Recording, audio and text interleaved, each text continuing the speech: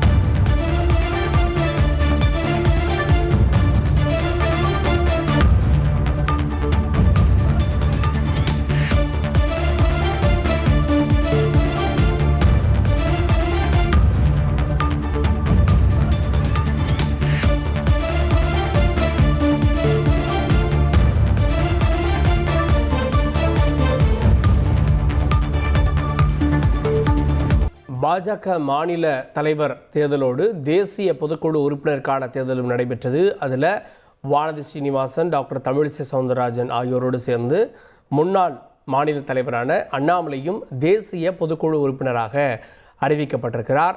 தேசிய பொதுக்குழு உறுப்பினர் அப்படின்ற பொறுப்பு அண்ணாமலைக்கு கொடுக்கப்பட்டிருக்கிறது. நேற்றைய தினம் அண்ணாமலையை தேசிய அளவில் பாஜக பயன்படுத்தி கொள்ளும் அப்படின்னு அமித்ஷா தன்னுடைய வலைதளத்தில் செய்தி வெளியிட்டிருந்த சூழலில் அண்ணாமலைக்கு தேசிய பொதுக்குழு உறுப்பினர் அப்படின்ற பொறுப்பு கொடுக்கப்பட்டிருக்கிறது. ஏறக்குறைய 80 பேர் அப்படின்னு நினைக்கிறேன். 80 பேர் வரை தமிழகத்திலிருந்து இந்த பொதுக்குழு உறுப்பினராக இருப்பார்கள். அதில் பலரும் தெரிந்த முகங்கள் பலருமே இதில் பொதுக்குழு உறுப்பினராக இருக்கிறார்கள். அண்ணாமலை முதல் கட்டமாக பொதுக்குழு உறுப்பினராக அறிவிக்கப்பட்டிருக்கிறார். இல்லை அவருக்கு பல செயலாளர்கள் மாநில பொறுப்பு அப்படின்ற மாதிரியான கூடுதல் பதவிகள் அடுத்தடுத்து கொடுக்கப்படுமா அப்படின்ற கேள்விகளும் ஏற்பட்டிருக்கிறது. Satyabama Institute of Science and Technology, Chennai and Sriperumbudur.